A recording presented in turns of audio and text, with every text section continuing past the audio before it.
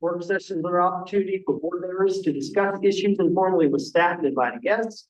The board encourages members of the public to attend work sessions and listen to the discussion, but there's generally no opportunity for public comment. Members of the public wishing to address the board are welcome to do so during the board's regularly scheduled meetings. First item is the discussion of the formal agenda. And I would suggest one change. I know that all of us have been fielding some calls about ICE in the community, and we've had some correspondence, and I think it would be good to place an item, maybe our sheriff, I think it's going to be here at 6, and he could actually give us a briefing right in between the consent calendar and the commission reports. That sound good to everybody? Yeah. So let's add that item update, Hudson County Sheriff's Office. Have you had a chance to communicate back? I did. Okay, just making sure he's coming in aware. Okay. Any other items on the agenda that we need to discuss? Oh, I did want to ask for permission if Ann Samuelson shows up. She wanted to originally have a proclamation on our agenda, but didn't get it in time for family court. And so I was wondering if you would grace her with a few more minutes than just 2 to speak. Oh, during public comment. Yes. Yeah, excellent. Anything else?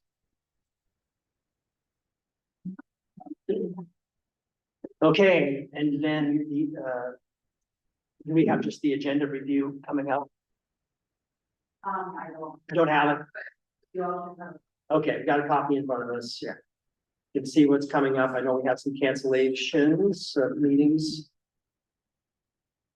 Everybody's aware of the November 19th and 26th cancellations. Any other questions on that? Not only that, but I do. Wish what? Yeah, I've been attending several meetings lately, that have had, folks in them, mostly OED economists who are giving us reports. Even though the government shut down, they're not getting any data from this. And I've been trying to get Tom Barrett, who is already to give us at a minimum every 6 months financial reports, but I'm trying to get him scheduled in. Okay. We're still working. He asked me to wait until the federal shut down, until it's opened up, because they get a lot of their data via letter. Yeah. Great, we'll communicate and add it to the agenda when possible. Sounds good. Anything else? All right, let's move into the Fair Board applicant interview. Kyle Sharpstein, Fairgrounds Manager, welcome. Mayor, Commissioners, so we have 4 terms expiring at the end of this year. If you remember last year, we expanded the board to 7. And so 3 of the positions are terms that you've appointed within the last year, and 1 of them is finishing the full term. You had 8 applicants, and 4 of them were existing members looking for renewal. I did get a message from Howard Kim on Monday who withdrew his application, so he will not be here. And then Marcus Rasmussen responded to the message and said he would be unavailable to come tonight for the interview. So yeah, this time it's free just to interview the applicant. Ms. Banks. Quick question before we get started. Are we always going to have 4 expiring at the same time because of our adventures that open up the? That's, I know the wording within the ORS 565 on how the terms lay out. The last time I reviewed it, it seemed like it lined up with what that was saying. But that's something we could look at. I don't really. Yeah, I worry having only 3 and then having it outweighted by 4. If there's some way that we can incrementally rotate those expirations. I hate using the word expire in this framework, but to see if we can kind of, so that maybe it's only 2 at a time. Stable. Yeah. It's not that we have the benefit of the development reviews, especially when we had 2 extra members, so we would have to follow that. Okay, I can definitely do this. cool. Thank you. Okay, well, if you want to go ahead, we've got the 6 applicants that we would be interviewing, correct? Yes. And then we have some interview questions so that we're consistent. There are 3 interview questions in front of all of us. How would you like to proceed? Do you want to have me ask the questions? Do you want to rotate asking the questions, or how do you want to?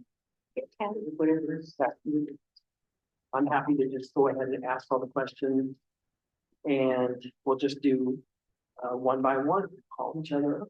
And John, there it is. John. Hey, John, welcome. Thank you, everybody, for having me here today. It's kind of, Oh, you don't have to give it to me, but I can hand them out for you. Yeah.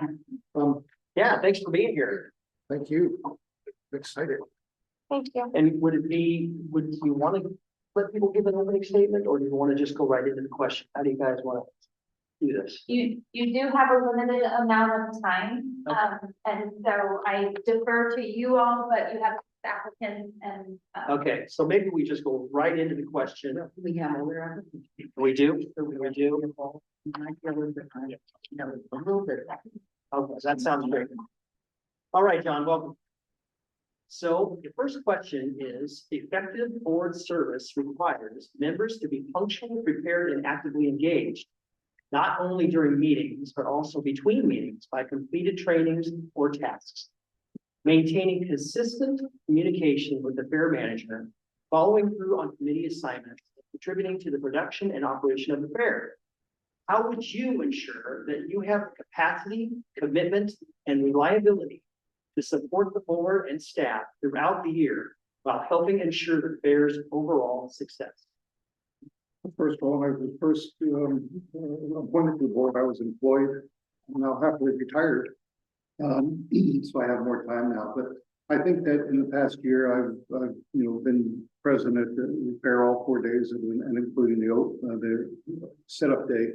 I was there from open to close all the days. Went to the Oregon Fair Association all 3 days convention. I communicate with Kyle frequently by email and stopping by to make sure they have everything they need from me. I think the big thing is that we're talking about the strategic plan as well as doing the conditional permit. That's very important for us to get done. So I've been talking to Kyle about that also. Yeah, great.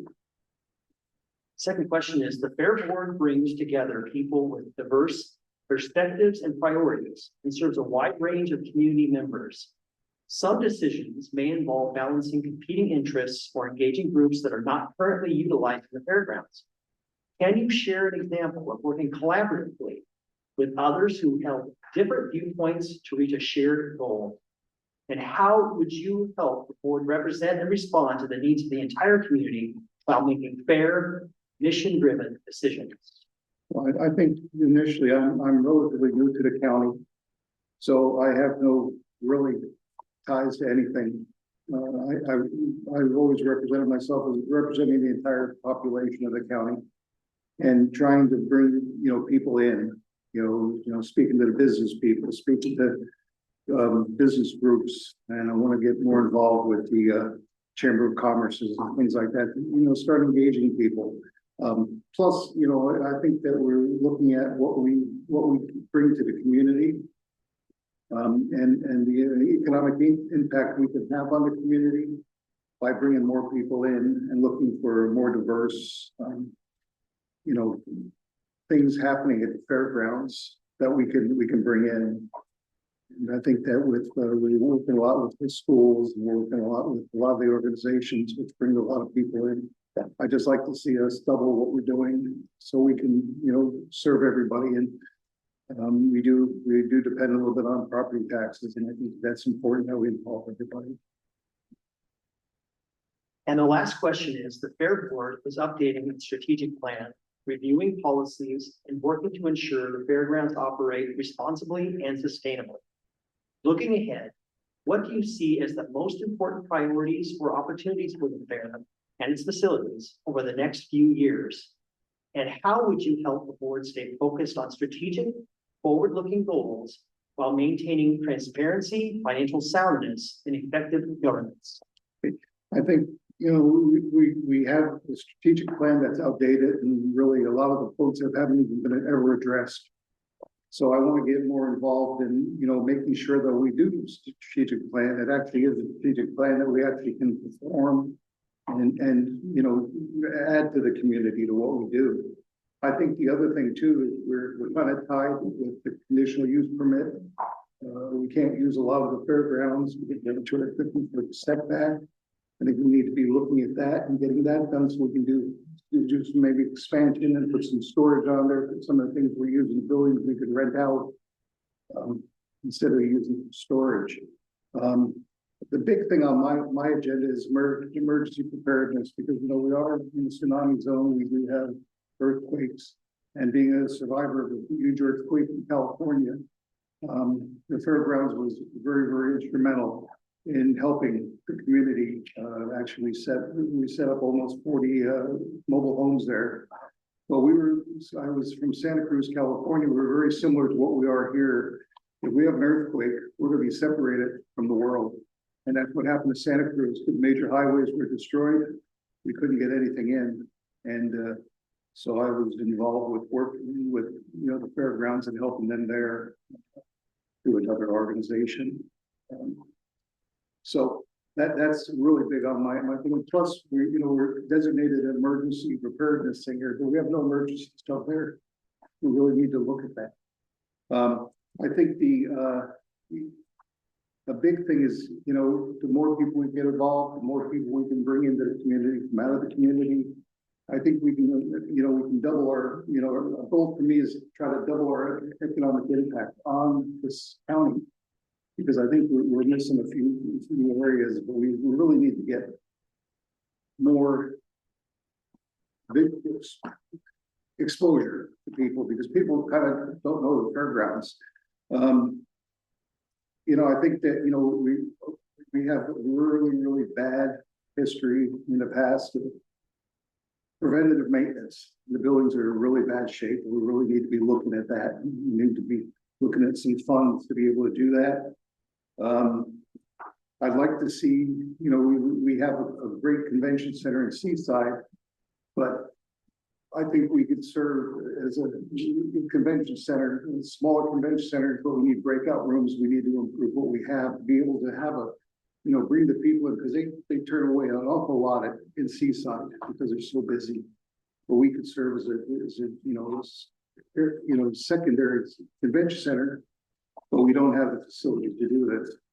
And then I want to, in Santa Cruz, I was involved with the Santa Cruz Fairgrounds, the Heritage Foundation, with a nonprofit that was able to raise funds for very similar to what you do for CMH. I'd like to see if we can get that established where we can bring in 501c3 donations, and start, bringing to the forefront, buildings and things that, we're not relying on county and tax money and everything else. And then, John, we gotta hurry. that's it. Okay, perfect. No, thank you very much, John. I appreciate it. And we've got your statement and we've got the application. Thanks so much. And have a great day. Thank you. Wow. All right, next is Mallory Lighthizer. Welcome. Thank you. Welcome, Mallory. Oh, standing. Yeah. I am like Yeah. one that doesn't need the microphone, so Mentioned that, yeah. I'm plenty loud. Our illustrious IT manager, Jim Gardner, told us to speak right there or here, so speak right there. Yes, you got it. Effective fair board service requires members to be punctual, prepared, and actively engaged, not only during meetings, but also between meetings by completing training or tasks, maintaining consistent communication with the fair manager, following through on committee assignments, and contributing to the production and operation of the fair. How would you ensure that you have the capacity, commitment, and reliability to support the board and staff throughout the year while helping ensure the fair's overall success. Yes, well, I will say, I'm gonna be 100% honest, I'm about as punctual as that clock is right now. So I tend to be late sometimes, but when I'm there, I'm all in. And I think that I've shown that through the years with between fair and the other events that we've thrown. I don't know how many of you guys just went to the rodeo, but that was a long process to make happen, and that was my all was given for sure. Yeah. The Fair Board brings together people with diverse perspectives and priorities and serves a wide range of community members. Some decisions may involve balancing competing interests or engaging groups that are not currently utilizing the fairgrounds. Can you share an example of working collaboratively with others who held different viewpoints to reach a shared goal? And how would you help the board represent and respond to the needs of the entire community while making fair, mission-driven decisions? Yeah, I think with the fair board that we have now, I think the different opinions and all of that we've gone through, and we've really, I think, made a impact in trying to move forward. I will throw out one example for you is our concert, you know, picking out a theme or a singer to come. You know, you all have different opinions, and I think, you know, managing people and having 3 kids, you learn to pick battles and make sure that we're going on the right path and everyone's happy. So, yeah. All right. And now the Fair Board is updating its strategic plan, reviewing policies, and working to ensure the fairgrounds operate responsibly and sustainably. Looking ahead, what do you see as the most important priorities or opportunities for the fair and its facilities over the next few years? And how would you help the board stay focused on strategic, forward-looking goals while maintaining transparency, financial soundness, and effective governance? So I think, you know, John mentioned the facilities and making sure that they're, you know, taken care of and up and running. I think that's a huge thing. I think being able to make sure that they are running for all sorts of different events, getting them posted on social media to get more attraction. And then I'll roll it back to the rodeo. That takes a lot of hands to make happen. It also takes a lot of money. And it's the sole event the last 2 years that brought in income. That being because of sponsorships, because of the community supporting it. If we didn't have those, it wouldn't have been a moneymaker. It wouldn't have helped the community. And that's money from each end of the county. And so I'm very, very proud to have brought in over $20,000 last year and over $30,000 this year in sponsorships alone. And those are from the entire community. Like it's not just one area. It's from Cannon Beach to Napa, and I'm hoping to get Jewel next year and Westport next year. So I'm very, very proud of that aspect. I think bringing in the whole community is really important, and it was really cool to see everyone, people that hadn't even been to the fairgrounds showed up. So I think that's really, really cool, and I'm very proud of that. So, yeah. Thank you, Mallory. Thank you. And we have your application in our packet. Yes. Thank you so much. And then Joel Homelack. Welcome, Joel. Thank you.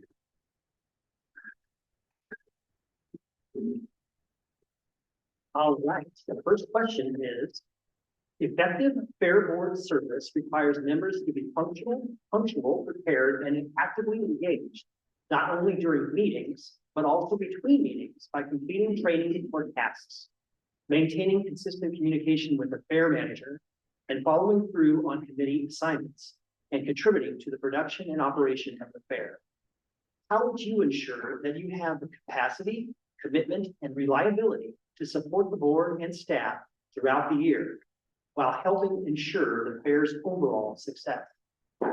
I would say just my past experience being on the fair board, I was pretty good at being committed and reliable. Also, it's important to me that, so I'm raising up a boy, and it's important to me that he has similar or even better experience at fair than I did. So I take this pretty seriously. Yeah. So the fair board brings together people with diverse perspectives and priorities and serves a wide range of community members. Some decisions may involve balancing competing interests or engaging groups that are not currently utilizing the fairgrounds. Can you share an example of working collaboratively with others who held different viewpoints and reached a shared goal? And how would you help the board represent and respond to the needs of the entire community while making fair, mission-driven decisions? That's not always easy. However, I can kind of revert back to, well, here's an example, ask for an example. Personally, I know it's important that the whole county uses a fair. We want to get the whole county, you know, it's partially run by a levy, so it's important to me that the whole county can use it.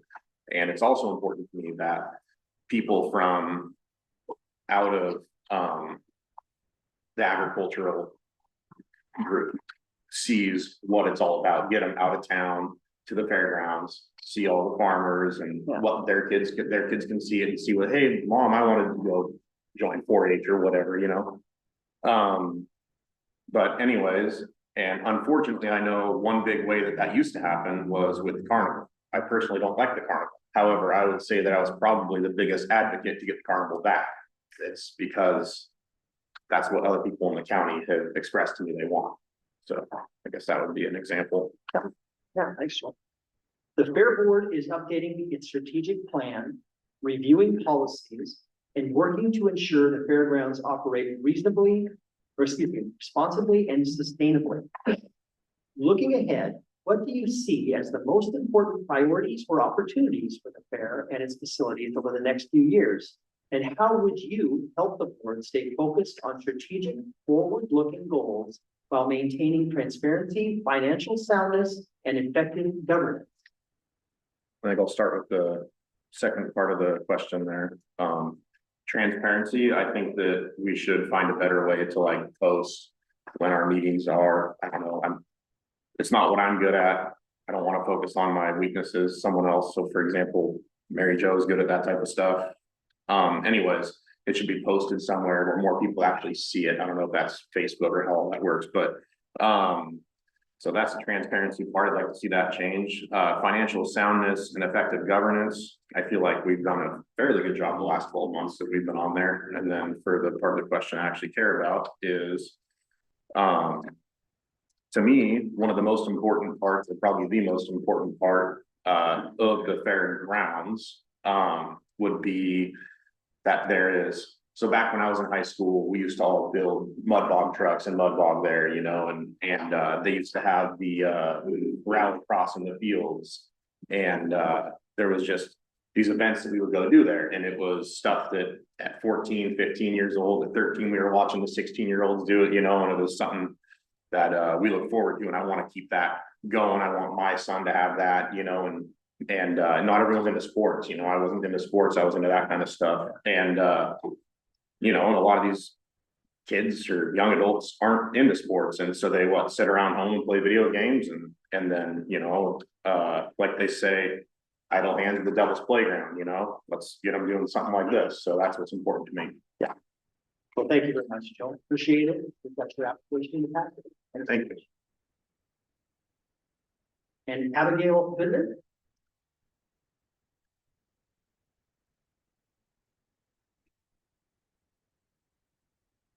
Welcome. The first question is, effective Fair Board service requires members to be punctual, prepared, and actively engaged, not only during meetings, but also between meetings by completing trainings or tasks, maintaining consistent communication with the fair manager, following through on committee assignments, and contributing to the production and operation of the fair. How would you ensure that you have the capacity, commitment, and reliability to support the board and staff throughout the year while helping ensure the fair's overall success?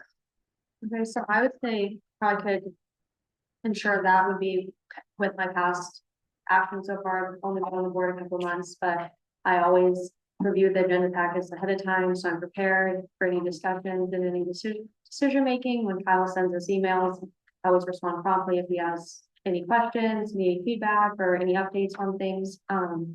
With the last fair, when I was there a week, I took notes on what I thought was going well and anything I thought maybe needed improvements or ideas. And then at the end, I compiled it all and sent Kyle an email so we could refer back to it. And then we also talked to, well, like I called him on the phone and we talked about it as well. And I know if I have any questions about anything, I can call Kyle or go and meet with him to discuss things, because I know it's really important for each of us to have a good relationship, to be able to talk to Kyle along with us, also being able to talk to each other, because communication, so. Thank you, Abigail. The Fair Board brings together people with diverse perspectives and priorities. There's a wide range of community members. Some decisions may involve balancing competing interests or engaging groups that are not currently utilizing fairgrounds. Can you share an example of working collaboratively with others who held different viewpoints to reach a shared goal? And how would you help the board represent and respond to the needs of the entire community while making fair, mission-driven decisions? Yeah, so I think my best example of this would just be my time on the board so far. I mean, there's 7 of us. We all have different ideas and goals for how we want the fairground to go. And I feel like I have been very interested and listened to everyone's perspectives, even though it's not necessarily what I fully agree with. I respect everyone's opinions because I know that we're all here for the same reason, right? We want the fairgrounds to be successful, and we're volunteering our time. None of us are paid to be there. So, I mean, it's something we're all passionate about. And I think as we work through the strategic planning process, we're going to bring in a bunch of different stakeholders that we determine. And so having them come in, we're going to be able to get different perspectives of different people within the community. So then we can use that information to have the broadest representation of our community. Thank you. The Fair Board is updating its strategic plan, reviewing policies, and working to ensure the fairgrounds operate responsibly and sustainably. Looking ahead, what do you see as the most important priorities or opportunities for the fair and its facilities over the next few years? And how would you help the board stay focused on strategic, forward-looking goals while maintaining transparency, financial soundness, and effective governance? Yeah, so one of the biggest things, like you all know, we're doing the strategic plan, and it hasn't been updated since 2009, and we hope to have it done by June of this year. And then also the conditional use permit had been started before I was appointed to the board and then paused. And I would like to take a look back at that again, and then also dealing with everything with the wetlands, because we have all that space we can't use. And if we could, I would like to be hopeful that we could get it figured out in a somewhat timely manner, so we could use the land we have, right? So we can bring in more things for the community, because it's not fun having land we can't use, and we're really busting at the seams of what we have there, and there's just so much potential. And then the second part of the question, to help the board stay focused on goals while maintaining transparency and financial soundness and effective governance. I had a couple of different things that I would like to see in place as we're determining our long-term and short-term goals. It's really important for us to have like a solid game plan on how we want to reach those goals, and then also make sure that we're coming back and checking in with each other to hold ourselves accountable to make sure that we are reaching the goals we put in place. And then also, as we're making decisions as a board, I think it's important for us to vocalize our rationale and why we're making the decisions we are, so the public can understand why we're doing it, but then also so we can come back to it later on and be like, well, why did we make this decision? And then we can go back and listen to it or read the notes and be like, okay, this is why we did it. So then we can have consistency and moving forward. And then also the financial aspect of it, to be able to schedule time to have us discuss the finances to make sure that we're aligned with our goals and we have financial stability. Okay. Well, thank you very much. Have your application in the packet.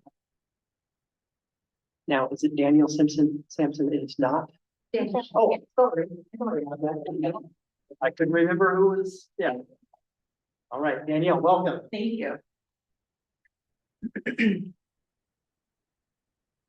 All right, first question is, effective for fair board service requires members to be punctual, prepared, and actively engaged, not only during meetings, but also between meetings by completing trainings or tasks, maintaining consistent communication with the fair manager, following through on committee assignments, and contributing to the production and operation of the fair. How would you ensure that you have the capacity, commitment, and reliability to support the board and staff throughout the year while helping ensure the fair's overall success? So I know that it's definitely a time commitment to be on the fair board. And I I'm not, I am employed, but I work for an employer that's very fair ground. They are, sponsors and stuff like that. And so when I told them that I wanted to do this, they were very supportive. So I know time-wise, I'll have the ability to take fair week off and other times that would be needed for events and different things, or conferences and things like that.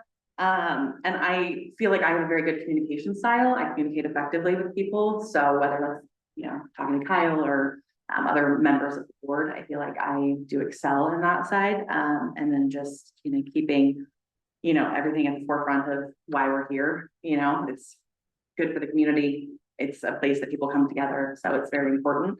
But yes, and punctuality wise, I'm always early. I'm always there early. So I will definitely be punctual. Thank you. Yeah. The Fair Board brings together people with diverse perspectives and priorities, and serves a wide range of community members. Some decisions may involve balancing competing interests or engaging groups that are not currently utilizing fairgrounds. Can you share an example of working collaboratively with others who held different viewpoints to reach a shared goal? And how would you help the board represent and respond to the needs of the entire community while making fair, mission-driven decisions? Yeah, so an example, I was an HR director for a few years. And so in that position, I had quite a few people I was, you get different people that want different things. And so one example was we were redoing some policies for our PTO retirement, and we had a committee. And so I was the head of the committee working on that. And of course, you had everybody wanted what, I want this, I want that. And so working together to help create something for the board to look at and say, hey, this is what we want. And it was taking all of those ideas from everybody and saying, hey, let's come together, figure out what we fully want for our staff and our district and all of that. And so we were finally able to work through that. And I was able to help mediate a lot of, there was tension. And so I feel like that's kind of anytime you bring a group of people together that want different things. And so you have to work through it. And so that was one example of a time where I felt like I was able to get them together, get something put together that was great, and it was sent to the board. So I don't shy away from if there's tensions and people want different things. I'm always that person that's like, let's talk it out. At the end of the day, if you can talk through it and say, this is why I want this, and kind of come together and figure out, can we negotiate something that will work for everybody? That is kind of my thought process when I work with that stuff. So yeah. Great. Thank you, Danielle. Yeah. So the Fair Board is updating its strategic plan, reviewing policies, and working to ensure that fairgrounds operate responsibly and sustainably. Looking ahead, what do you see as the most important priorities or opportunities for the fair and its facilities over the next few years? And how would you help the board stay focused on strategic, forward-looking goals while maintaining transparency, financial soundness, and effective governance? So I think for the first part, with being in HR, I have quite a bit of experience at looking at policies, reviewing different things. So looking at the strategic plan, that's something that I would really be interested in helping, get a new one out there, since it has been so long since the last one was put out. And so just having that experience of reviewing policies, documents, things like that, I feel like I would be an asset to the board. And then a goal for me, just as like an outsider looking in, as like somebody from the community, would be to increase that kind of social media, online marketing, getting more things out there. So, having more of an online presence so that people in the community, if people are on Facebook, you can always share something. So I think in the last couple of years, I have seen an increase in fairgrounds events and things like that being shared online. I think that's great. And I think that's something that's really important to keep at the forefront, and just keep the fairgrounds there as somewhere that people can say, oh, I want to have an event. Where can I have it? And it's like, oh, fairgrounds, let's go there. Let's check with them and let's see. And just make it that place that people want to come together for the community and make events happen and stuff. Great. Well, thank you very much, Danielle. Thank you. For your application. Perfect. Thank you very much. And I think last we have Cindy Gates. Welcome, Cindy.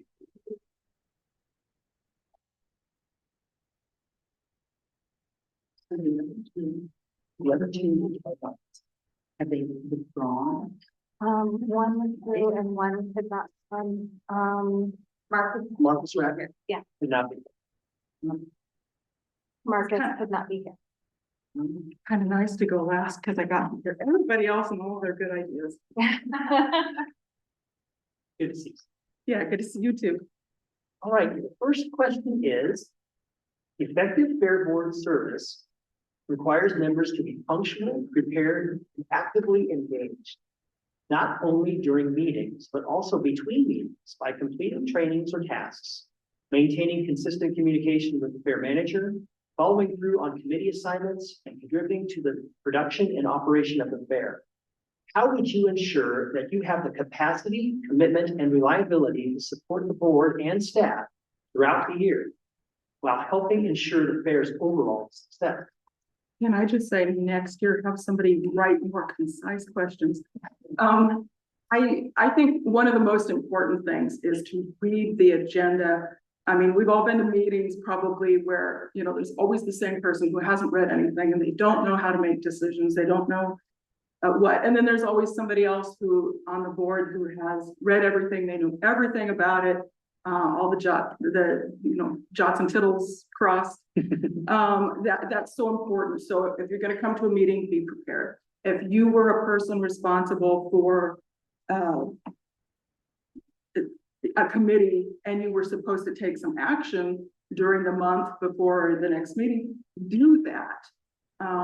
You've probably seen staff members who come to meetings where they were supposed to have written an ordinance or whatever, and it's not done, and the reason might be really weak. So that's really important.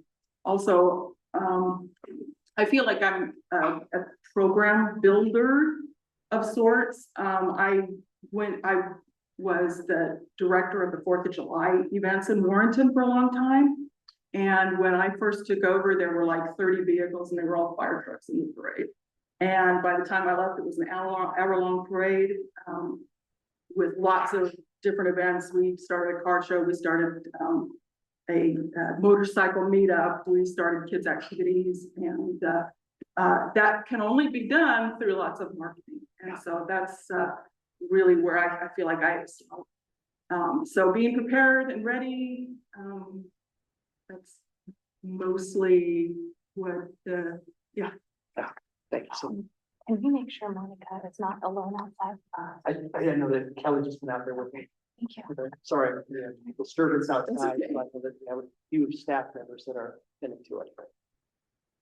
Next question is, the Fair Board brings together people with diverse perspectives and priorities and serves a wide range of community members. Some decisions may involve balancing competing interests or engaging groups that are not currently utilizing the fairgrounds. Can you share an example of working collaboratively with others who held different viewpoints to reach a shared goal? And how would you help the board represent and respond to the needs of the entire community while making fair, mission-driven decisions? Well, diversity is super important. I think when you have a group that everybody's kind of aligned, you don't get good decisions that way. You know, I'm not an FFA, although I love that part of the fair and the board.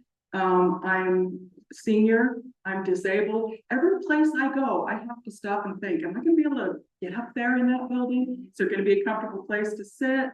I don't know that everybody thinks about those things. Where do you park? Parking is difficult. Those things need to, for every event held out there, you need to consider those things. I think that, forgive me, I'm not a speaker. That's why I became a writer in my life. I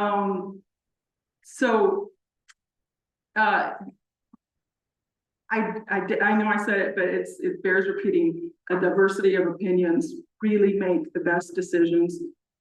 So first and foremost, I think that the fair, the board, and every activity that goes on there needs to be more inclusive. When I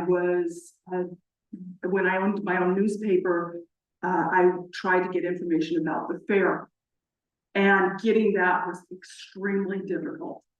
And for several years in a row, I think things are different now, which is great. But you know, I would call and I would ask, who do I talk to about this? And I'd be told, well, not really sure we have anybody, but, yeah, talk to somebody on the board. Well, who would be the best person? Well, I don't know. And, then I finally get a hold of that person and she tells me, well, have you contacted the Daily Historian because they're doing all of our programs? I'm like, I'm a newspaper reporter and you want me to contact another newspaper to get information about your event? Just wrong. So, anyway. Yeah, thanks. The Fair Board is updating its strategic plan, reviewing policies, and working to ensure the fairgrounds operate responsibly and sustainably. Looking ahead, what do you see as the most important priorities or opportunities for the fair and its facilities over the next few years? And how would you help the board stay focused on strategic, forward-looking goals while maintaining transparency, financial soundness, and effective governance? That's a multi-part question, but I liked a lot of the responses you already got tonight. I think that I would develop a review of all the ideas and proposals. And then you have to consider for every proposal, is it likely to be financially sound? Is there a huge buy-in, for instance? Do we have to buy a huge piece of equipment? You know, what's the action plan for getting this off the ground and making it successful? Will the admission price be affordable? What components of the general public would want to come and be involved? How are we serving seniors, children, minorities, people with disabilities, religious folks, special interests like gardeners, bird watchers, farmers, techies? How do we make everybody feel welcome and interested in what's going on? Can we serve them and keep them happy once they're there? Another thing to consider is how are people going to find out about it? I think that's been weak. I think it's better the last couple of years. But that's definitely a weakness. And then also when the event is over, do a debriefing of what worked well, what didn't, how did the finances go, because that's very important. Yeah, great. Well, thank you very much, Cindy. Have your application in the packet. And that concludes our Fair Board interviews.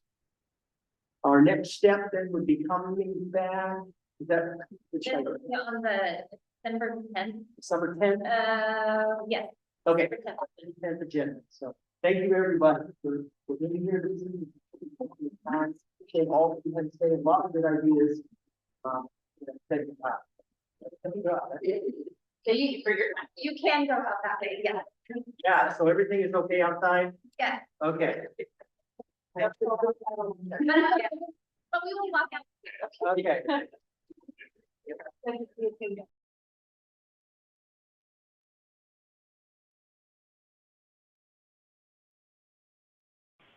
County, all county service districts for which this body so acts and as the Clatsop County Local Contract Review Board is now meeting in regular session.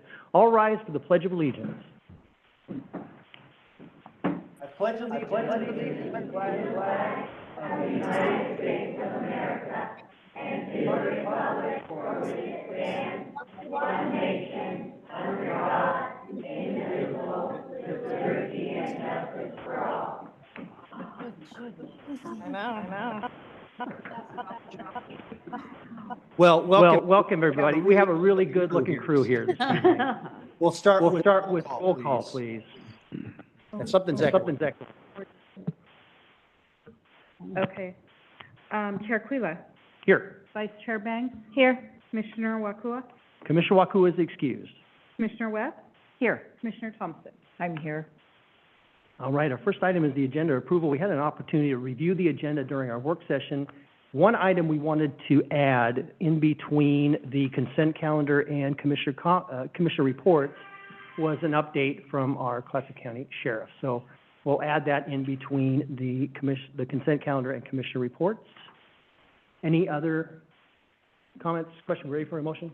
I move to approve amended agenda. Second. Moved and seconded to approve the agenda as amended. All those in favor signify with an aye. Aye. Aye. All those opposed? Okay, motion carries.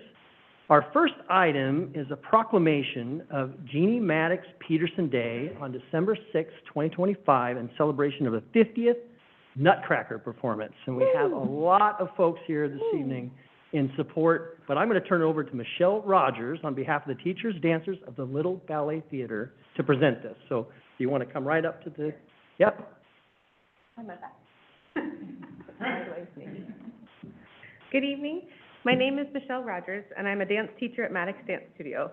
Little did I know in 1983, when I stepped into my first ballet class at Maddox, when it was still above the Liberty Theater, that 32 years later, I would have the privilege and honor of sitting in front of you tonight to introduce one of the most influential women in my life. Jeannie Maddox Peterson is the founder and owner of the Maddox Dance Studio, which she established in 1949, and the artistic director and founder of the Little Ballet Theater. In addition to her work at the studio, she's also served as the Pizzazz Dance Team head coach, leading them to numerous titles over many years, and producer of the Miss Oregon pageant for 33 years. Jeannie has been a dancer since she was 9 years old, and began teaching dance at age 13 in her Astoria family home on Harrison Street. Over almost 75 years, she has not only been instructing thousands of area dancers in the importance of good technique, pride in your movement quality, and fine artistry of all genre of dance, but she has also taught us about resilience, professionalism, and poise.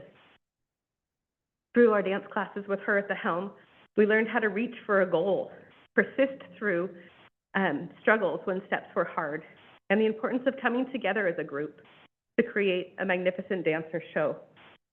She helped us to strive to reach our best, and this translated outside of the studio and into all of our lives. Mrs. Peterson has created a culture in the studio and in the Little Ballet Theater that is one of a family, where the older dancers act as role models for the younger dancers. It was this situation that occurred for me when I was a young dancer. One of the older girls went to Chapman University, and though she had long graduated by the time I went, knowing that she had gone to LA, danced there, survived, gave me the confidence and courage, and made me feel safe, like it was a place that was already home. The love and understanding of movement and what amazing things our bodies can do and create, as well as the knowledge that I could achieve big goals, also led me to become a physical therapist and reach for that goal. I know my story is not unique in how it impacted me, and as many area dancers and families also share the same stories. Her legacy in this community is incredible, with second and third generation dancers now taking classes with her. On December 6th and 7th, the Little Ballet Theater will be celebrating the 50th anniversary of the performance of the Nutcracker. Being a part of this performance is an honor for each of our dancers and our choreographers. And it's a gift that we are so excited to share with the community. This vision, Mrs. Peterson started with the first Nutcracker happening on the Columbian Theater stage with a record and a dancer to make time during the commercial time of the movie. And 50 years later, we now have a professional style production that includes the North Coast Symphony, area singers, and is a treat not only for our dancers, but also the community at large. I couldn't overstate the impact that Jeannie has had on this community, not only her dancers, the families that have been involved in the dancers' care, but also the community at large. So thank you for having us. Well, thank you, Michelle. That's a beautiful tribute.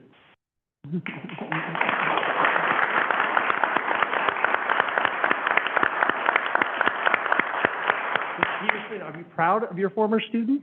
That was great. All right, are we ready for a motion? A quick comment first. Yes. I can attest that Ms. Peterson and her community that she has created is very welcoming to everyone. Every dancer who wants to be there is welcome in that facility. So that is wonderful. Thank you. I'm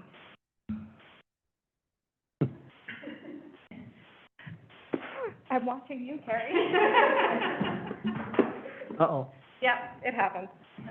I move to approve the resolution and order proclaiming December 6, 2025 as Jeannie Maddox Peterson Day for her extraordinary contributions to the arts, education, and community life, and authorize the chair to read and then sign the proclamation. I'll second the motion. It's moved and seconded to approve the resolution and order proclaiming December 6, 2025 as Jeannie Maddox Peterson Day for her extraordinary contributions to the arts, education, and community life, and authorize the chair to read, then sign the proclamation. All those in favor signify with an aye. Aye. Aye. All those opposed? Okay, motion carries. In the matter of proclaiming December 6, 2025 to be Jeannie Maddox Peterson Day. Whereas Jeannie Maddox Peterson is the founder and owner of Maddox Dance Studio, established in 1949, and the artistic director and founder of the Little Ballet Theater, Inc. And whereas Jeannie began dancing at the age of 9 and started teaching when she was 13 from her family home on Harrison Street in Astoria. And whereas throughout her decades-long career, she has trained thousands of students and influenced the development of young people in North Coast communities in the arts and with life skills education. And whereas Jeannie has provided educational and dance scholarships to support young people in pursuing professional opportunities in dance and academics. And whereas Jeannie served for 33 years as producer of the Miss Oregon pageant, demonstrating exceptional leadership and organizational ability. And whereas, under her direction, the Little Ballet Theater has become an integral part of Clatsop County's cultural landscape, producing annual performances, including the Nutcracker, the Young Choreographers Showcase, and the TAP Festival. And whereas, in December 2025, the Little Ballet Theater will celebrate its 50th anniversary performance of the Nutcracker, a production that has become a long-standing tradition for families, students, and the local arts community. Now, therefore, the Clatsop County Board of Commissioners does hereby proclaim December 6, 2025, to be Jeannie Maddox Peterson Day for her extraordinary contributions to the arts, education, and community life, and celebrates the 50th performance of the Nutcracker as a milestone in Clatsop County's rich cultural history. Dated this 12th day of November 2025, Clatsop County Board of Commissioners. Congratulations.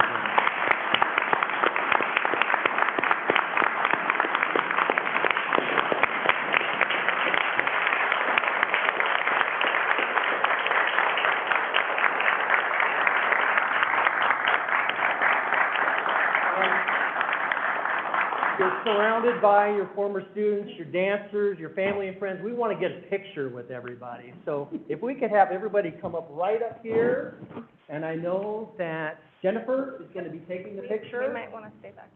Would you like me Well, to use your keyboard?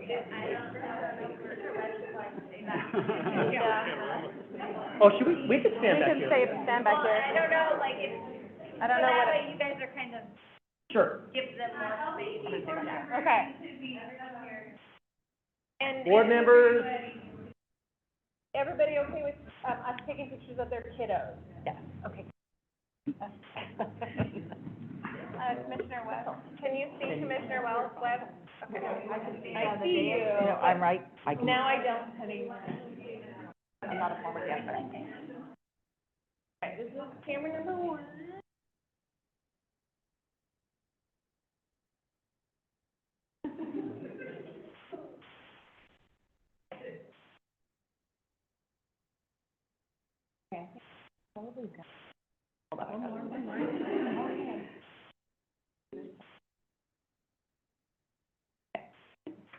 all right. Congratulations. Thank you, everybody.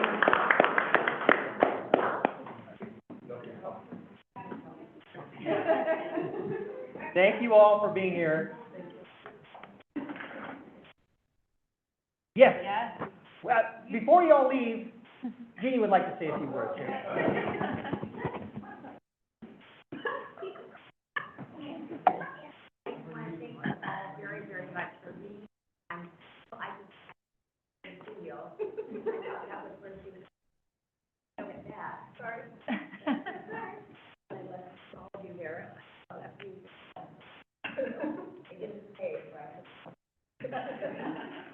thank you so much. We are so delighted to have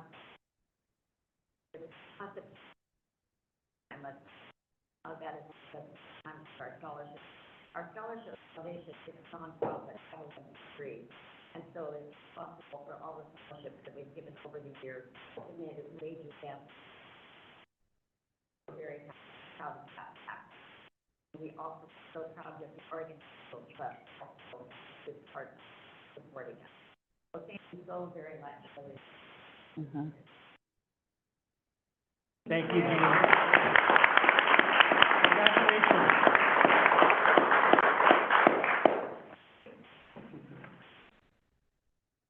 Thank you, everyone.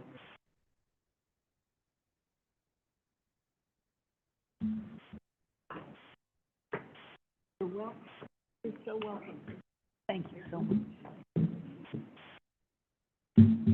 Say bye to Dad. Thank you, yeah. She's so big. What is she? doing like a foot in the shark? Overnight, like, so bad. Oh my. All right.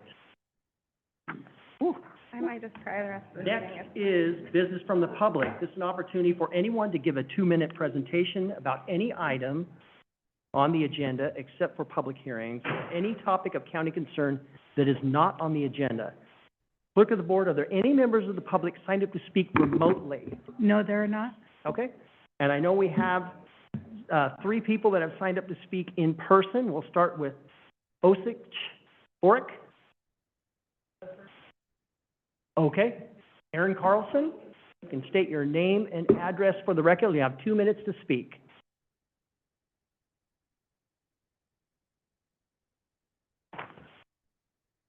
P.O. Box 492, Astoria, Oregon. Hello, my name is Erin Carlson, Associate Director of Lifeboat Services. In 2023, Lifeboat Services was awarded $1.25 million from the state to create new low-barrier shelter beds in Clatsop County over the span of 2 years. This directive and funding came from Governor Kotek's emergency order. Lifeboat took those funds and created the lowest barrier 22-bed shelter in this county, reaching individuals that no other shelters in the area were equipped for. We created our shelter program with a budget of $625,000 a year, the same amount as the Columbia Inn received. We had no funds left over at the end of the biennium. Although a small amount of the funds were used for startup in the first year, we used grant funding for major costs such as a wheelchair lift and a sprinkler system. We've hired the necessary number of staff to ensure safety at all times in our shelter. To date, we have never had a death, a near-death, an overdose, or a violent assault. We've implemented the appropriate systems needed to serve 631 unique individuals to date, 32,107 meals, and 64,743 basic needs services.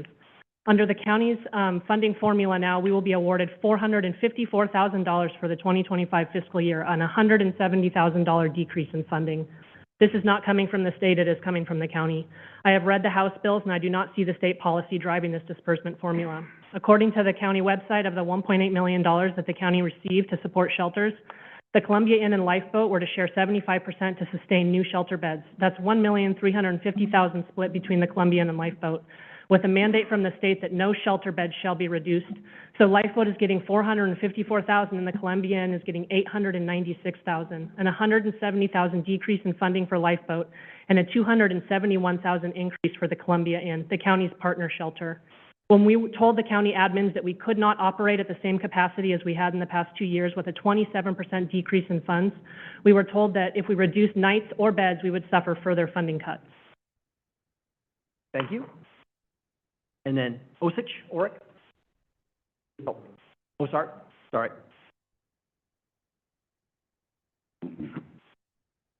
Those are correct, P.O. Box 492, Astoria.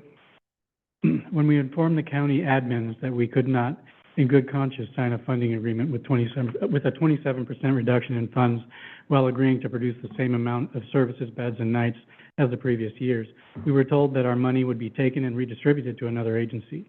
This is a direct contradiction to what the state has mandated these funds to be used for, to sustain new shelter beds, not to create new shelter beds with another agency. Lifeboat Services was strong-armed into signing a funding agreement using threats and manipulation. This process exploits our work and degrades our program, our staff and their livelihoods, and all the efforts that we've put into creating something that no one else in this county has. The Columbia Inn and Lifeboat shelters follow 2 different shelter models. The Columbia Inn allows residents to stay in their shelters for up to 2 years. They have a lengthy waiting list and require a person for pre-appointment for coordinated entry before clients are even eligible for intake. This transitional housing model has many barriers. The formula used by the county to determine shelter funds is based on beds without consideration for the fact that our 2 shelters are not comparable in what we provide. Lifeboat serves 5 times more people in a high-risk environment, necessitating more staff, more training, and more basic needs services. We are the only shelter in the county where a person can walk in off the street directly into a bed. We take discharges from CMH almost every night. On top of this, we had no formal conversations with the county before being presented with this inequitable funding agreement. The county is facing a 6% reduction in shelter funds, but Lifeboat is the only shelter facing a 27% reduction in shelter funds. Please make this make sense to us. I invite each of you down to Lifeboat Services Shelter so you can help us decide what staff to lay off, which services to cut, which meals to eliminate, because this is the position that we are in due to the county's funding decision. Thank you, Ozark. And Ann Samuelson. And Ann wanted to have a proclamation, I know, on the agenda this evening and wasn't able to get one, so I know you need a couple extra minutes, and I'll grant that just because of that. I appreciate that. Ann Samuelson, 80672 Highway 202, Seaside, Oregon. And I just need to get on the record that I, 60 years ago, took dance lessons from Jeannie, just so you know. And she also taught me about accountability as a dance team mom parent. A quick funny story, myself and another parent who was a judge, actually, I won't name her, we decided we weren't going to we were tired of making pieces for the fundraiser, so we would just write the check, okay? We were, and we were in a parent meeting, and Jeannie said, so we just let her know that that's what we were going to do, and she let us know that wasn't what was going to happen. You will be participating like everyone else.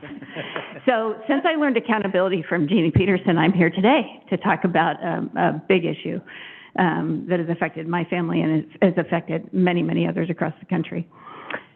Thank you for the opportunity to speak. November is Family Court Awareness Month. And I'm here as a grandmother, a family court reform advocate, and someone who has served this county for many years in many ways.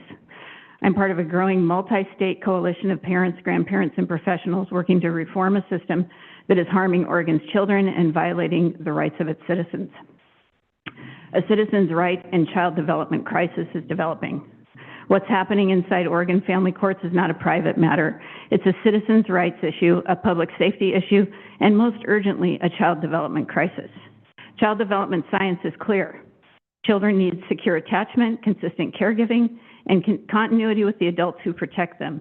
Yet family courts routinely disrupt these bonds without due process or developmental justification. The fallout shows up locally, in schools, mental health services, child welfare, and law enforcement. The county carries the burden. Fit parents and grandparents acting as parents are being harmed. Family courts are violating the rights of fit parents and also of grandparents who have stepped into the role of primary caregiver due to addiction, violence, or illness in a family. These grandparents often serve as the only stable parent a child has, yet courts treat them as replaceable. The local harm has happened here right in Clatsop County. I'm not going to talk about any particulars about a specific case, but approximately 3 years ago, right here in Clatsop County, a judge openly stated on the record that he had not had time to read the file before deciding where a child would live. That one act has led to years of trauma, instability, and safety concerns for a mother and her other children. This development has severely impacted this family, and it's preventable system failure. I also personally know 3 Oregon mothers in the Address Confidentiality Program, women whose locations are protected due to domestic violence. All 3 lost their children in family court. All 3 now have had to pay for supervised visits with the children they have raised into their teenage years. When a system takes children from a fit parent in hiding and then bills them, and the court orders them to pay to see their children, that system is not serving citizens, it is feeding itself. This is a growing national movement, and Oregon is helping lead it. This is my favorite part of what I'm going to say to you. I'm part of a reform coalition spanning Massachusetts, California, Washington, Idaho, and Oregon. Idaho has already created a child custody and domestic relations task force. Arizona completed bipartisan investigation into family court failures. And here in Oregon, our own Senator Suzanne Weber, who I want to thank publicly, traveled to Washington, D.C. this week to speak at a national conference hosted by Dr. Bandy Lee, giving Oregon a seat in the national discussion on family court violence. We're working together to establish the Oregon Family Court Task Force. Troxel 2 is a constitutional blueprint. Our coalition is built around Troxel 2, authored by Dr. Dan Studevant, PhD. He's also a family court victim in Massachusetts. It expands on the Supreme Court's Troxel-Granville 2000 decision and provides a constitutional framework that protects fit parents, grandparents acting as parental figures, and the developmental needs of children. Troxel 2 brings transparency, accountability, and due process to a system currently lacking all three of these things. And why I've come to you and why do not control courts. But you do influence public safety, community well-being, and how citizen concerns are elevated. Family court failures create county-level impacts, behavioral crises in school, higher mental health caseloads, domestic violence recidivism, homelessness, strain on law enforcement and child welfare. Your involvement matters because your community is paying the price. What I'm asking of you tonight is to host a county listening session, give families a safe place to share what's happened to them and their family court experience in our county. Their testimony will go directly to our Oregon Family Court Task Force once it's formed. Issue a letter of support the creation of Oregon Family Court Task Force so Salem knows counties are calling for the reform.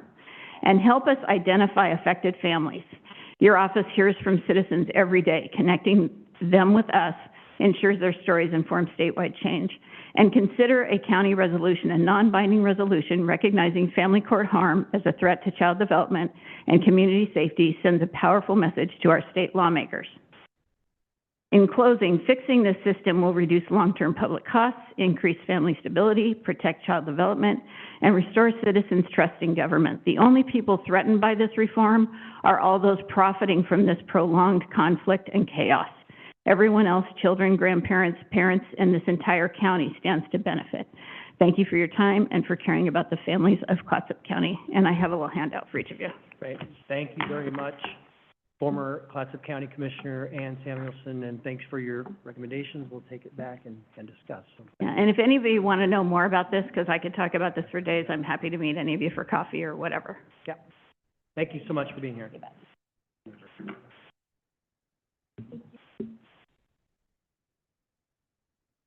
Look at the board. Do we have anybody else sign up to speak?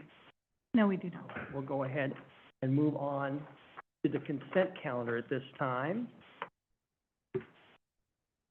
There are 9 items on the consent calendar. Oh, it's all one there. Yeah. I will make copies. We'll make copies. Bring it back. Copies. We'll make copies. Oh, okay. Thank you. I didn't even look at it before I started handing things out. I felt like I was at school. All right. Do we have any questions, comments on the consent calendar? Are we ready for a motion? I move to improve the consent calendar. Second the motion. Moved and seconded to approve the consent calendar as presented. All those in favor signify with an aye. Aye. Aye. All those opposed? Okay, motion carries.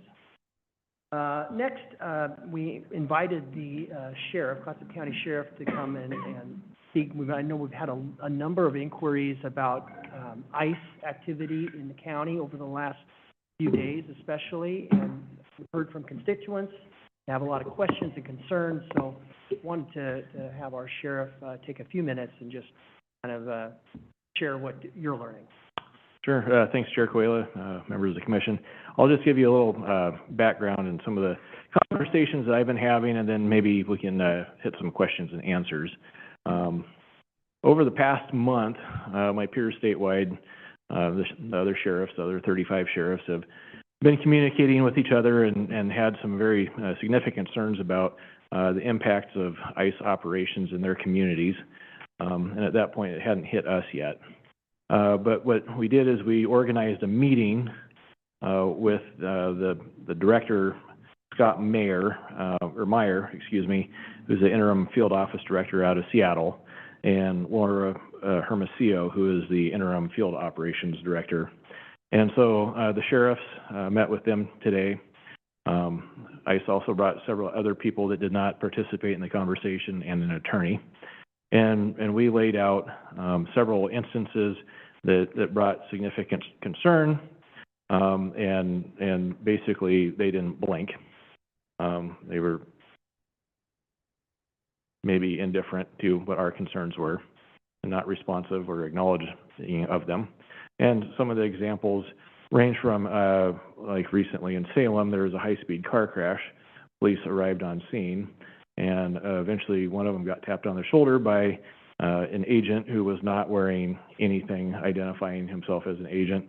And he explained that that car of people was fleeing from them. And of course, they were in an unmarked vehicle. We've had instances where someone was released from a jail and tackled by several people that were not wearing any identifying federal agency, markings of uniform, vest, or anything outside the jail commander's office. And so deputies responded. Turns out it was ICE agents taking enforcement action. Recently, a woman who was following ICE frustrated the agents to the degree that they stopped and got out with firearms. It wasn't said that they pointed at her, but she got out of her vehicle. They just reached into her car, took the keys and her ID, got back in their vehicle and left. And so there's been lots of instances where, these actions have resulted in 911 calls. Local law enforcement doesn't know what it is because they don't communicate that they're present in the community doing operations. So people are getting calling in kidnappings at gunpoint and stuff like that because they're not wearing anything that identifies them. So it's a real problem. Again, we had a very unproductive conversation with ICE today. So that's problematic. It really harms the legitimacy, especially not of just their operations and what their duties are, but also it affects other law enforcement as well. So I think it's most unfortunate. No, thank you, Sheriff. I appreciate the update a lot. I mean, there's a certain arrogance and obviously not a spirit of cooperation or collaboration with what is going on. And we have people in nonprofits and others. I mean, we have U.S. citizens that are carrying around their passports because they're afraid that just because of the color of their skin, they're going to get arrested or detained. It's not acceptable. I mean, no. This is not what we want, and certainly we stand up for, the community that's being impacted by this. Right. And to your point, I don't think it's acceptable anywhere. No. They highlighted that assaults against their officers are up 1,000%, and the threats against the officers and their families is up like 8,000%. Those were the numbers they used. But I also can't help but wonder if the way that they're conducting business has an impact on that, and that goes to the legitimacy. How we interact with the people we serve, or in their case, have to take action against. There's a better way to do it. You can do it respectfully and still accomplish the mission. I told the directors today that their tactics don't necessarily fit the profile of the person that they're taking down, right? They're not all taking off, people on the top 10 most wanted list, but it seems like they're treating a lot of those detentions in that manner. Yeah, if local law enforcement was operating under those standards, I mean, there would be complete outrage. Oh, yeah. Yeah. Yeah. Anyway, Commissioner Thompson. Thank you, Chair. Sheriff, we all stood up and pledged allegiance to the flag tonight. Mm-hmm. When we pledge allegiance to that flag, we're pledging allegiance to a country and a county that is ruled by laws. When I hear you describing what I read about is lawlessness under the guise of a federal policy, I'll call it. Mm-hmm. I don't know what action we can take as a body that has effect to support the maintenance of the standards of law enforcement that you embody for us. The people of Clatsop County, this Board of Commissioners supports and respects the way that you enforce the laws. We want to see those laws enforced. If you have recommendations about what we can do and how we can do it to support law enforcement, I'm worried not just for people whose skin color is darker than mine. I'm worried for every single person in this country, because if we don't find a way, in my mind, to put a limit on what I regard as lawless behavior, we're all at risk. Do you have advice for us? You know, I don't. This is a very difficult situation. One thing, the first federal law enforcement is able to operate with a lot more liberties than state and local law enforcement. The rules are just a lot more loose for them, period, across the board. You know, that's the combination of legislative actions and judicial actions in state courts. So we have to accept that they have a different rule book. Their search and seizure is a lot easier than it is for us. And so I think we have to accept that. Now, some of the other challenges is if we don't like the way they're conducting business and challenge them on that, then say my deputies or officers from around the county or the state could be arrested by them for interfering with their operations. And so I don't think that that's a good position to put our staff in. Potentially, the best thing we could do is be good observers and document and report things. The Marion County Sheriff recounted an incident where a takedown was happening in like a gas station, and a person who was just happened to be there and spectating got out her camera and started filming. Now, the ICE agent didn't like that, and while she was just standing out of the way, he took it upon himself to come over and shove her.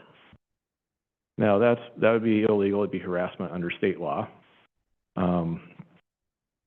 Where that agent's even from, you know, we don't know. It'd be hard to investigate. It was told to us that there was only like maybe 80 ICE agents in the Northwest. So when we're seeing big operations, they're bringing in agents from around the country to accomplish that. So, you know, tracking these suspects down could be very difficult. And, you know, we don't have the resources or the ability to send officers or deputies around the country to try to interview these people. So the best we could do is document it and forward it to our federal partners for their own investigation. I know that's not the answer you're looking for.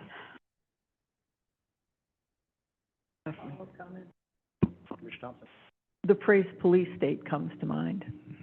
It's terrifying. I also have a sense that the leaders aren't aware of what's happening on the ground, and that became a point of conversation because they promise that their agents always wear their vests with clear markings, ICE, DHS, police markings, and you know, the sheriffs around the room basically laughed and challenged them on that and said that is not what's happening in the communities. So That's alarming. yeah. Anyway, Commissioner Webb, did you have anything? Yes. Some of the comments that I have been getting from people, first of all, several people want to know if our sheriff is for deputies are cooperating with ICE. And my response has been no. It simply doesn't happen. That usually, when there are federal law enforcement presences, they usually, as a matter of course, notify local law enforcement what they're doing. But this is a case where that just hasn't happened. I've also been asked if any of the people who have been detained are in our prison. No. Could Right. you, now, after talking to you, I know that the answer is no. Are there detention facilities for federal enforcement in the state of Oregon? Okay, so that's a little different question we talked about before. Yes, some jails contract with the U.S. Marshals Service for their arrests. And so those are going to be pursuant to judicial warrants. So that's totally legal. Some counties do that, but they do not provide any services for immigration arrests or detentions. I'm not aware of any holding facilities in Oregon for immigration purposes. Very interesting. So where do they take people? to a facility up in, the Seattle-Tacoma area. Okay, thank you. Commissioner Banks? Looking at you this evening, you're wearing identifiable markings on your clothing that tell me that you are Sheriff Matt Phillips. And I think looking forward, we have our lobby group, and how to address this concern, at the federal level would be potentially launching legislation that adheres to the need to have identifiable markings when making arrests. Because I see and understand the concern within the community if somebody was taking people off of the street in an unmarked vehicle with no identifiable markings. That would be a solid concern if I was standing on the street corner. And so I feel like with our lobby group, is there a potential, and I hope that you, with your experience, would be able to help us frame a request or frame an effort that would help us to potentially, and I've noticed in our own state legislation that takes sometimes many years. But I think if we start the process now, we could hopefully, for our future selves, solve specifically this concern of the unidentifiable markings and making of arrests.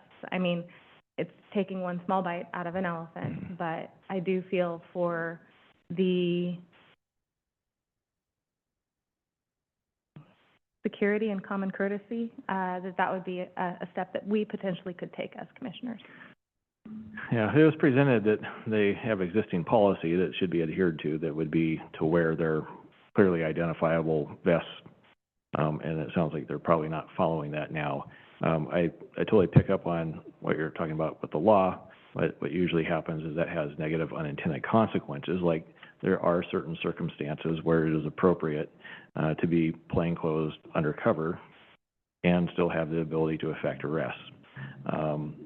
Again, we're talking about a limited, specific set of circumstances, and sometimes we have, these situations where we create a law that has unintended consequences that we would like to not have to experience. But that is a good idea. Oh. Yeah.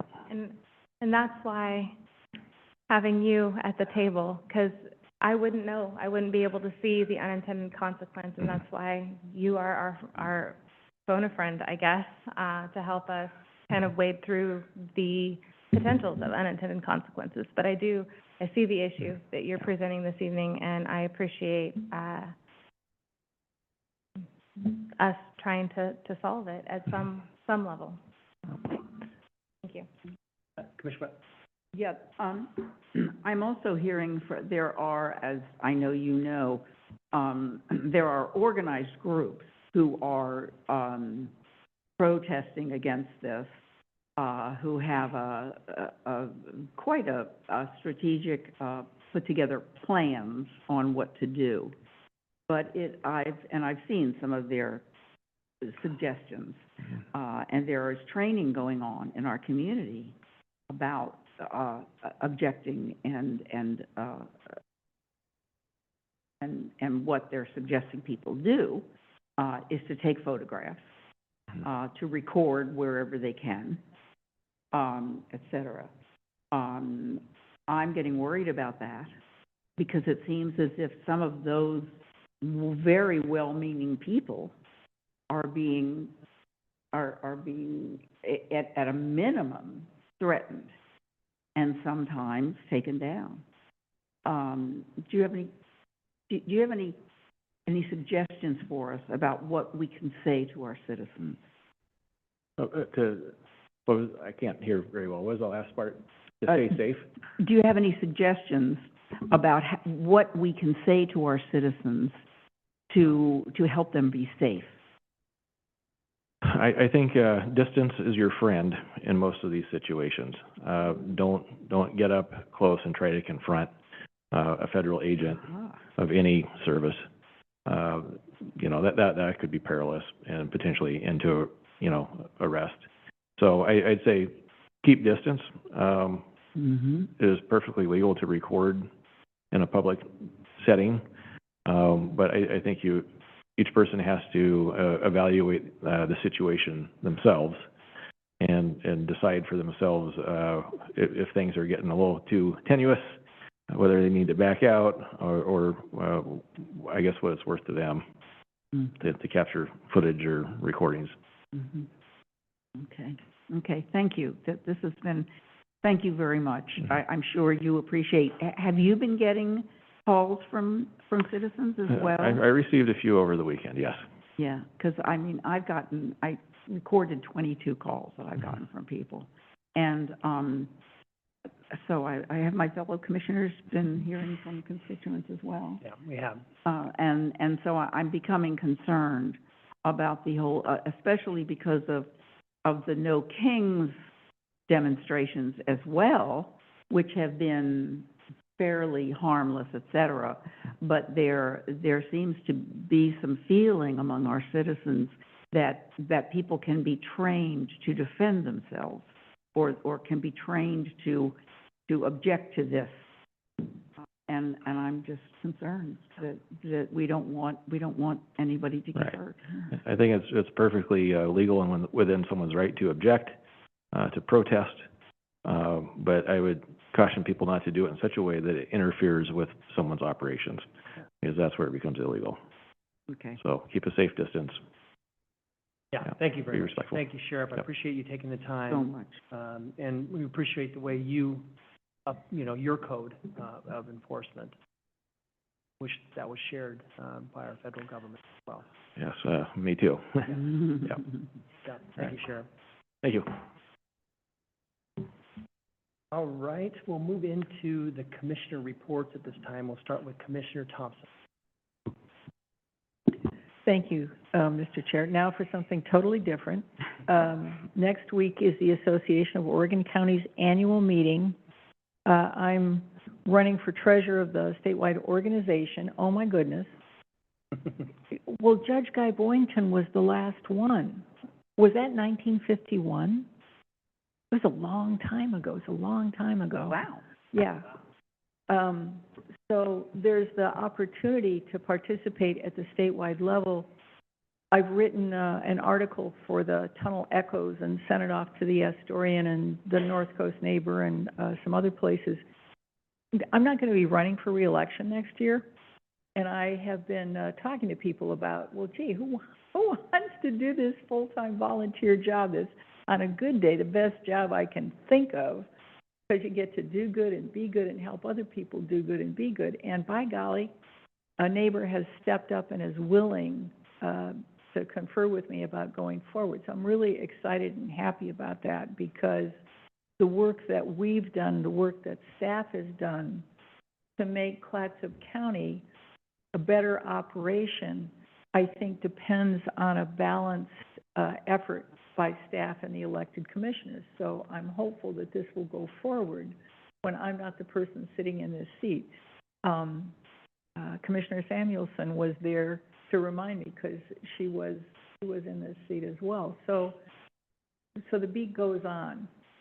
I've also been going to the courthouse task force to look at courthouse remodeling projects all over Oregon.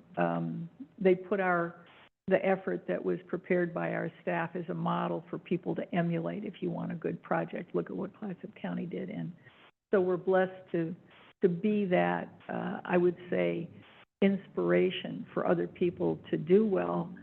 I've been connecting with my other commissioners, including the Lincoln County Commissioner, because Newport is, I don't want to use a pejorative metaphor. The rumors are that Newport will be ICE headquarters on the coast. And so to the extent that we stay in communication with other boards of commissioners and fortify each other as we look to, I would say, rebalance and harmonize some problems that were perceived, but this kind of response doesn't help solve the problem in a way that leads to strong communities. And what we're doing here, what we have done, what we are doing, what I hope we'll continue to do, is to build a strong community. Thank you, Mr. Chair. Thank you. Well said. Mr. Webb. Thank you. I don't know whether anybody has seen my, my beautiful Yeah, ensemble tonight, great shirt, yes. but I attended an event yesterday, that was, one of the most compelling ones, I have ever attended, probably in my life, and certainly as a county commissioner.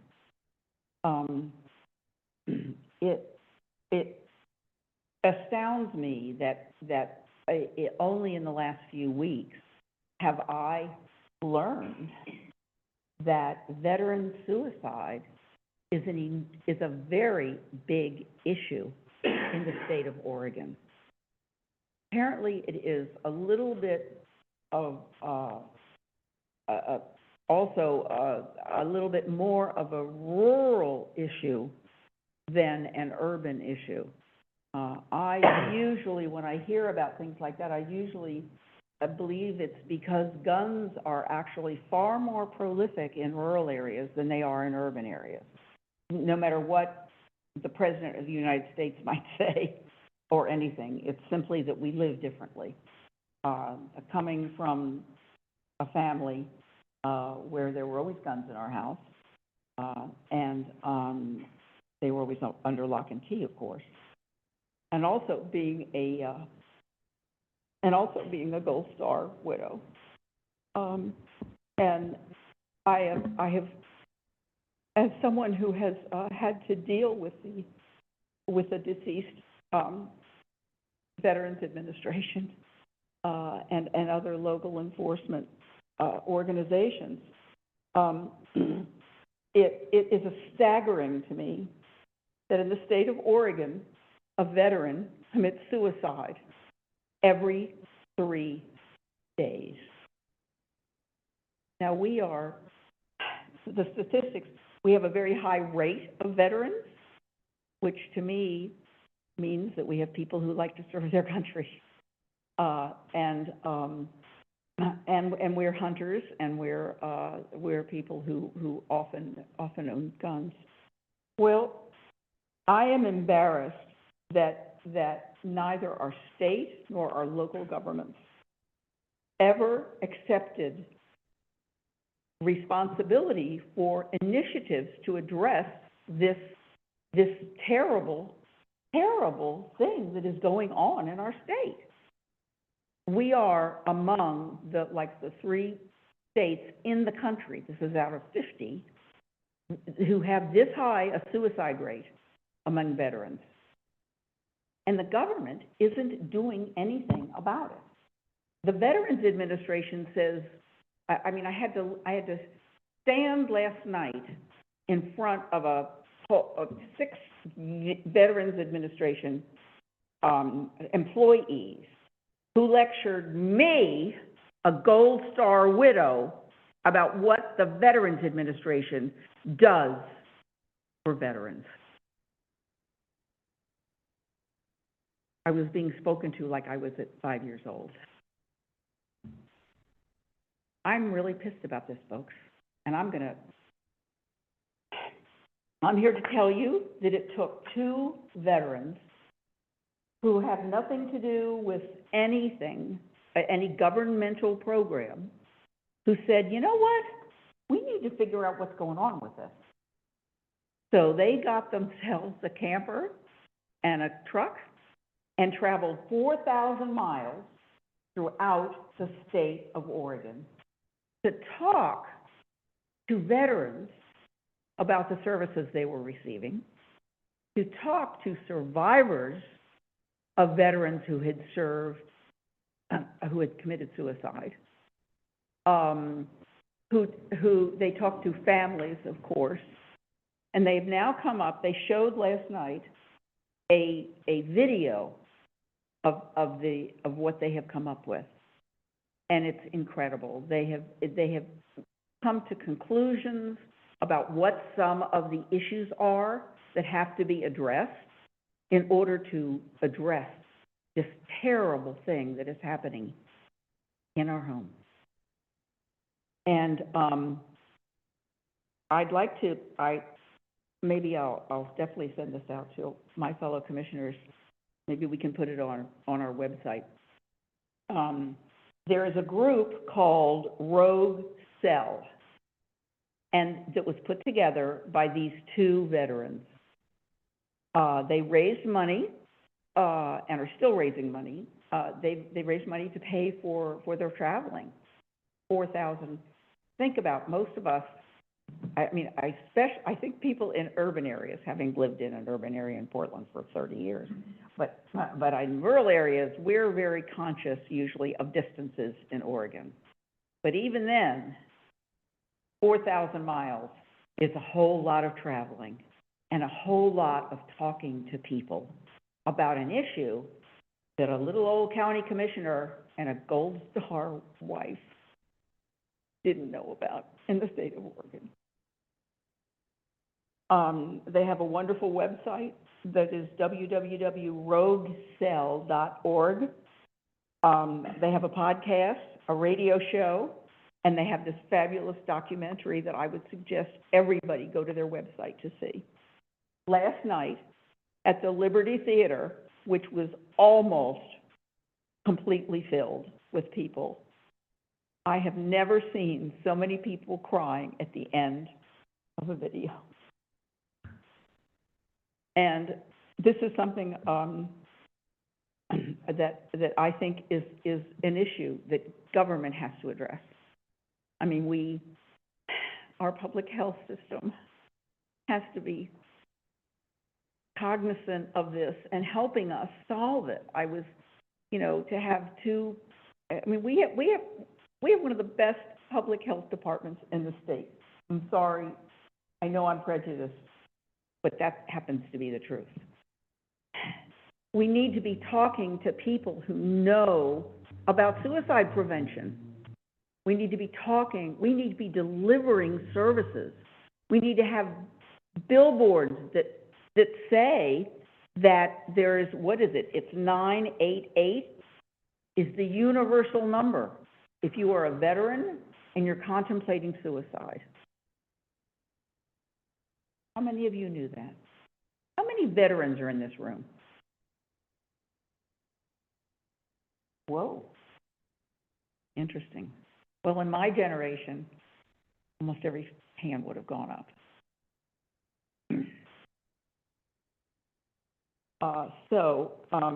Please be aware of this, and please know that I'm not going to shut up about it. And I think this is something that as a local government in a primarily rural county, we need to accept the responsibility for doing something about it. Because we have the resources and we have the staff to help us. The local, we're blessed with wonderful medical infrastructure. We're blessed with wonderful law enforcement people. We got to do something about it. Thank you, Commissioner Webb, and I am sorry for your loss. Passion, and thank you for sharing that. I look forward to seeing that video and seeing that documentary. Commissioner Banks? I guess it's kind of dovetailing off of this discussion. I attended at Astoria High School an agro-stress suicide awareness hotline presentation with OSU Extension. Right. And they discussed the issues facing folks working in the timber, natural resources, and farming industries, especially since they are rural, tend to not reach out when they need help. And so they were talking about identifying markers, what to look for in family and friends who if they are considering suicide. And they were also speaking with the students there, and that was a great awareness moment for those kids. They discussed the 988, you can text or call, and you can also text or call if you have concerns about somebody else, because as a caregiver, as a parent, a grandparent, or a friend, you are also impacted by folks who are struggling with their mental health. And so it was just a great awareness moment, and I will pull up the PowerPoint and I'll share it with you all. But OSU Extension did a fabulous job on their presentation, and I was really proud of the students that brought them in and encouraged community members to come out and just communicate with each other. We talked about community being something that seems to be missing more and more these days with how we are all surrounded with electronics all the time. It used to be you'd get off work and you'd go visit with friends because you didn't have. So it's how do we develop that community again, and in what manner can we do that? It was a good discussion. I participated with the child care grant committee. We have 9 grantees this year, and 2 are in-home providers, 7 are facilities, and they will be doing a presentation to Cedar at the end of this month. I think on the 25th, our grant manager will be doing a presentation. So I encourage you guys, I will be substitute teaching that day, but I encourage the rest of you to go listen in. We're doing great things. That program is being held up in our neighboring counties as a beacon of how to do something that has been successful for many for us for the last 3 years. And what I absolutely love about it is that, you know, having stable childcare is an economic driver. And without stable childcare, we can't stabilize our businesses and our employees. And so, and I also love that this is primarily supported from businesses in our community. And that is a great thing because our businesses are now finding the importance of it also. And thank you again to the hospital. Yeah, I think, and so from childcare to, I have to pull up my calendar and see what I did. I went to the FTLAC meeting. We were presented with potential harvest projection levels. It's interesting because the Board of Forestry actually can't set harvest levels for the state to adhere to. It's actually against their bylaws, but they're kind of inroading around it by talking about it as a decade-long potential or a decade-long target. And so I think the only concern that I have from that conversation is that we're using modeling numbers and inventory numbers that are multiple years old. And so what that doesn't take into account is what has happened over the last 4 years or what has been harvested over the last 4 years. And so it's a giant math problem. And I think when we're looking at this decade modeling, it's recognizing that we're already 3 or 4 years into it. And so recognizing that yeah, I just wish we could be a little bit more precise with our numbers. So the counties presented an option or an idea, and that option being we already have the HCP, we're protecting our habitat. Please help us maximize our next decade so that we can pivot what Commissioner Scar and I the analogy of our giant cruise ship. It is like trying to pivot small government is trying to pivot a cruise ship. And it takes time, and we need time. And so I think that the moral of the conversation was a request for give us as much time and as much help as you possibly can, with the recognition that the Habitat Conservation Plan is one leg of the stool, and we have to still, adhere to the economics also. And so, yeah, it was a good, productive conversation. Looking at my calendar one last time. I know I did something else. I cannot remember it off the top of my head, but if it comes to me, I will let you know. I feel like it was important too. Darn it. No, thank you, Commissioner Banks. Thanks for all you're doing. Appreciate the update on the LAC. Real briefly, whoever, like Jennifer, I think Amanda and everyone with our public information and communications team did a great job getting the Project Greenlight or the Operation Greenlight messaging out. Saw a lot more participation in that this year, and it was great to see on Facebook, all the downtown area. I know in my neighborhood, there were a number of houses that were lit up all week. So thank you again for all your efforts to do that. It's so important and in keeping with a lot of the discussion that we've had here this evening, that awareness out there. And then thanks to all the Fair Board applicants that were here this evening. Really great answers. These were difficult questions that we asked them, and good questions, very good answers. So we have a really difficult decision. All strong candidates, and got to make a selection of 4, correct? The 6 applicants at our December 10th meeting. And that's all I have this evening. I'll go ahead and turn it over to Assistant County Manager. Did you remember something? Oh, it was the Fair Board meeting. Oh, okay. It was a fabulous Fair Board meeting. That was it. Thank you. You all mentioned it in your work session, but just another reminder that this is your last meeting until December 3rd. Next week is the AOC conference, and so as you all know, Dawn is out. I will be down at the AOC conference, but I will be accessible by email and phone. There will be a number of staff who are down there. We're all kind of rotating throughout the week because it kind of depends on the committees or the groups that we're all a part of as to the days that they're actually meeting. And so things will be light in the offices, but we will be accessible by phone and email if you need anything. Great. Thank you, Monica. And we'll move on at this time to the business agenda.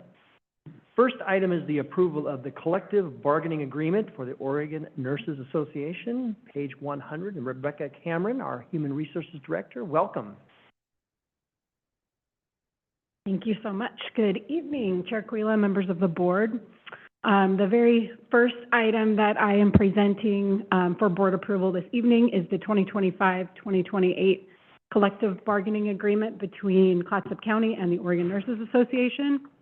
I just want to thank the ONA bargaining team and management representatives for their time and dedication to the bargaining process. The robust discussions we had this year with both ONA and the DDA group continue to help us really understand and work to improve the employee experience at Clatsop County. I'm happy to answer any questions you guys have. Yeah, thank you very much, Rebecca. Any questions? No. This is fantastic. I'm glad that we were able to reach this agreement, and I'm looking for a motion. Yeah, I move that the board approve the 2025 to 2028 collective bargaining agreement between the Oregon Nurses Association and authorize the chair to sign the agreement. Second the motion with, thank you. It's been moved and seconded that the board approve the 2025-2028 collective bargaining agreement between Oregon Nurses Association and authorize the chairperson to sign the agreements. All those in favor signify with an aye. Aye. All those opposed? Okay, motion carries. And the next item is the approval of the collective bargaining agreement, American Federation of State, County, and Municipal Employees, District Attorney. And that's on page 214. And again, Rebecca Cameron, Human Resources Director. Thank you so much. So this is the last item I have for you this evening. It is the 2025-2028 collective bargaining agreement between Clatsop County, the District Attorney, and the American Federation of State, County, and Municipal Employees District Attorney. Again, I want to express our appreciation to the AFSCME DA bargaining team for their valuable insight and commitment to seeing the process to a successful end. That's all I have. Any questions? Thank you. Any questions? Yes. Commissioner Webb. I don't, oh, yes, we have talked about, in one of our past meetings, an ongoing problem within the district attorney's office about, some very, uncomfortable County council, you're gonna have to, I guess, give me a little help here. I was with just gonna say that Talk there is, about- ongoing investigations, but, we wouldn't like to talk about it in the public setting. I'm sorry. Oh, it's something we best discuss in executive session if you'd like to speak about the specifics of the DA's office and the investigations there. Oh, okay, I guess okay, I'm sorry. Yeah, thank you, County Council. Thank you. Any other questions? Are we ready for a motion on this? I move that the board approve the 2025 through 2028 collective bargaining agreement between Clatsop County and the Clatsop County District Attorney and the American Federation of State, County, and Municipal Employees, Local Union 2746 DA. Ask me. DA, and authorize the chairperson to sign the agreement. Second the motion. Moved and seconded that the board approve the 2025-2028 collective bargaining agreement between Clatsop County and Clatsop County District Attorney and the American Federation of State, County, and Municipal Employees, Local Union 2746, DA, AFSCME DA, and authorize the chairperson to sign the agreements. All those in favor signify with an aye. Aye. All those opposed? Okay, motion carries. Thank you. Thank you, Rebecca. Next item is fiscal year 26-27 countywide budget committee appointments, page 246, and Andrew Sullivan, Finance Director. Welcome. Thank you, Chair. Good evening, Commissioners. At the work session on October 22nd, we submitted the applications for the vacancies that we have in Districts 3 and 5 for the countywide budget committee. This evening, we are seeking your approval to appoint applicants to those vacancies. I'm more happy to answer any questions. Okay. So we have 3 applicants. We're looking for someone from District 3 and someone from 5. We have 2 applicants from District 5. I know that we had Bob Bomer that was actually here at the work session. Mm-hmm. And do we have any comments or questions, or Mr. Thompson? District 5, gotta love it. I would say Bob Bomer is good by anyone's standard of excellence in terms of his intellect, in terms of his capacity to be kind and effective at the same time. He's just a remarkable human being. And with all due respect to the other applicant, it's wonderful that somebody else applied, but in my mind, it's unquestionably something that should go to Bob Bomer. I would say, if I can jump into District 3, I think that the District 3 applicant and Bob Bomer from District 5 would be our best choices. And Yeah. Thank you, Commissioner Thompson. Do we have any other comments, Commissioner Bangs? I just want to make a note to David Ozier for District 3. He's been a constant for us over the years, and I like consistency, and he has always had wonderful feedback during our budget process. And then I concur with the rest. Commissioner Beth? Anything? Nope. Okay. I agree, and I've been very impressed with Bob Bomer. Would be an excellent budget committee. So, are we ready for a motion? Do you want I'd love to do that. I move that the board appoint David Ozier from District 3 to the District 3 countywide position and Bob Bomer to the District 5 countywide position. Second. Moved and seconded that the board appoint David Ozier to fill the District 3 countywide position and Bob Bomer to fill the District 5 countywide position. All those in favor signify with an aye. Aye. All those opposed? Nay.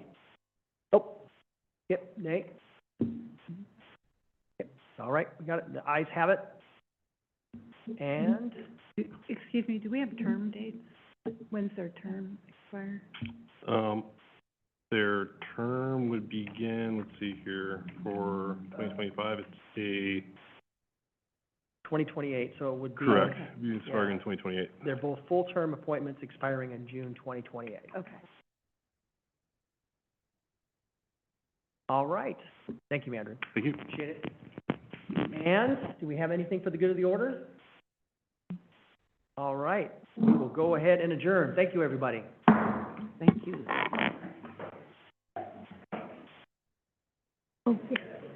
Kyle's lovely under there. I'm gonna take that file and throw it away. Throw it away. Yeah. Good evening, I always have coffee here.